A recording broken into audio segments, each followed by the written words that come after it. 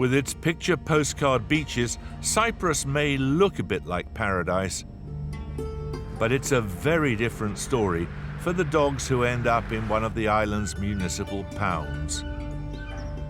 These dogs are just a few of the 200,000 strays on the island. Mostly they're brought in by Good Samaritans, but being off the street doesn't guarantee their safety. Cypriot law says if these dogs aren't claimed or rehomed within 15 days, they face being put to sleep. Their only lifeline is if a rescue shelter has space to take them in, and with so many strays on the island, that is a tall order. Really sorry, but I haven't got any space, no. Thanks a lot, bye. Bye. As kennel manager at Paws, Matt's phone rings off the hook with new arrivals that he often has to turn down. We get 10, 15 phone calls a day. If we took in every dog that we were asked to, it wouldn't be 400 or 500 dogs taken a year, it would be thousands. Matt's day starts at 4 a.m. when he leaves home, and his first task is to set about making breakfast for all his residents. It is extremely busy, it really is. At this time of morning, it really, really is. 150 dogs is the limit we've been set by the government. When I first started here, we had 150 dogs, so we had to wait for one to be homed until we could take one in. It's been like that for 6 years. Come on, little ones. Come on. One more somewhere. There he is. It is a cultural issue. You don't see that many cruelty cases.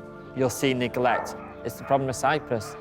Neglect can be fatal with animals at risk of infection and starvation.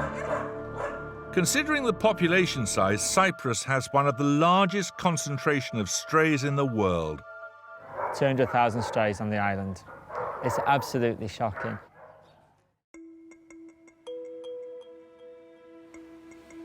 Only 20 minutes away, it's feeding time at Tala Cats 2, a rescue centre trying their very best to care for around 700 stray cats. Hello, darling. This is Hi-He, very vocal girl. The manager, Dawn, knows each of their names. This is Weeble Warble. This is Polly at my feet. This is Dale. And it's an ever-swelling population. We can have anything up to 300 cats that are abandoned. This time of year, we're bracing ourselves because it's kitten season. It's out of our control in terms of the number of cats that we have at the sanctuary. Astonishingly, there are now more feral cats in Cyprus than there are people. The volunteer-run rescue centres like Tala pick up the pieces. Thousands of miles away, India is home to 30 million stray dogs.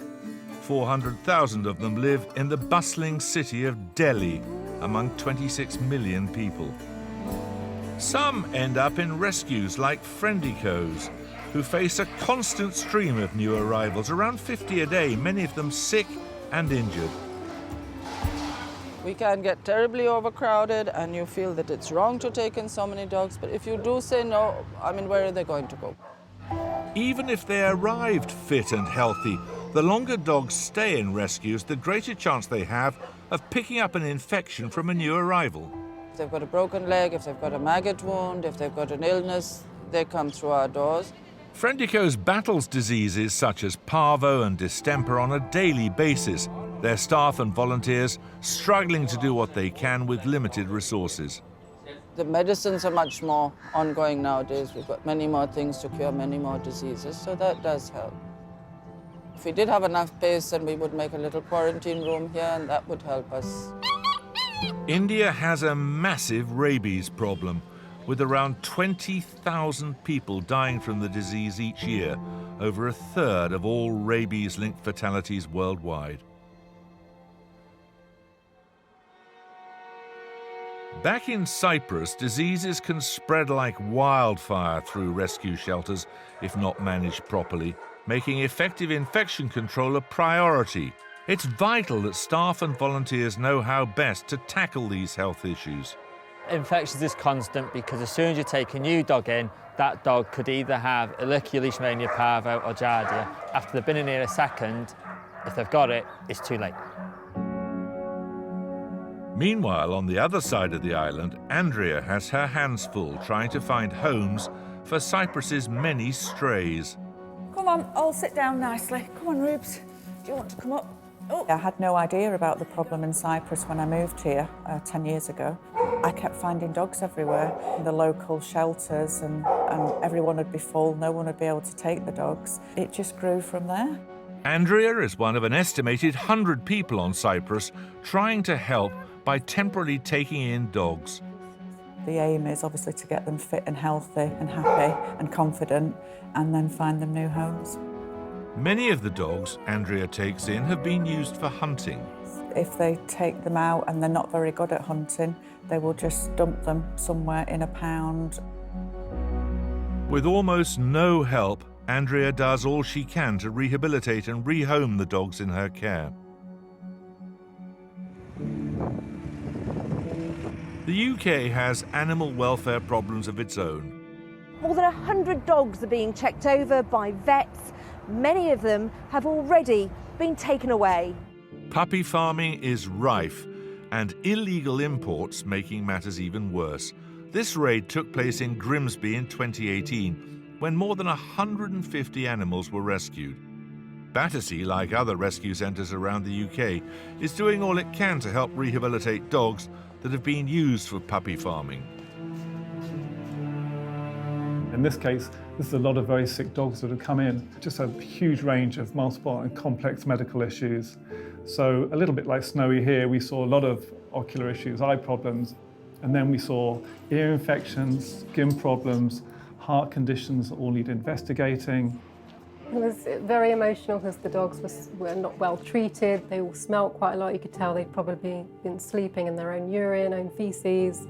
Our job then, where you get a large number of complicated conditions, is effectively to triage them. We see which are the ones that demand urgent attention, so we prioritise and phase all our work.